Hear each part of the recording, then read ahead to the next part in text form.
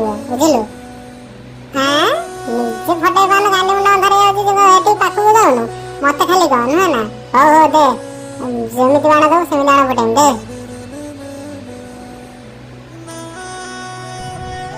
ରାବଣ ଭାଇ ଇଏ ମାଙ୍କଡ ଗୁଡା ଯିବେନି ଚାଲ ଆଉ କଣ କରିବା ବୁଝିଲୁ ନା।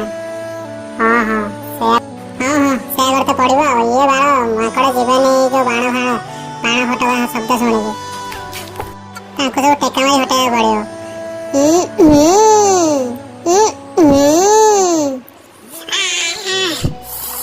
ଇଏ ମାରିଦେଲା ରେ ବାଳ ମୁଣ୍ଡ ଫଟେଇଦେଲା ତା ଗାଣ୍ଡିରେ କିଏ ମୋ ବାଣ୍ଡ। ଆରେ କଣ କଲୁ ରେ ରାବଣ ମାରିକି ମୁଣ୍ଡ ଫଟେଇଦେଲୁ। ତୋର କଣ ଆରେ ତୋ ମୁଣ୍ଡ ଫଟେଇଛି କି ତୁ କାଇଁ ରାଉରା ହଉଛୁ ବେ ଛୋଳିବ ନା। ଆରେ ତତେ କହିବା କଥା ନ କହିବା କଥା ଚାଲ ନଟିଆ ପଳେଇବା ଏଠୁ। ସିଏ ବହୁତ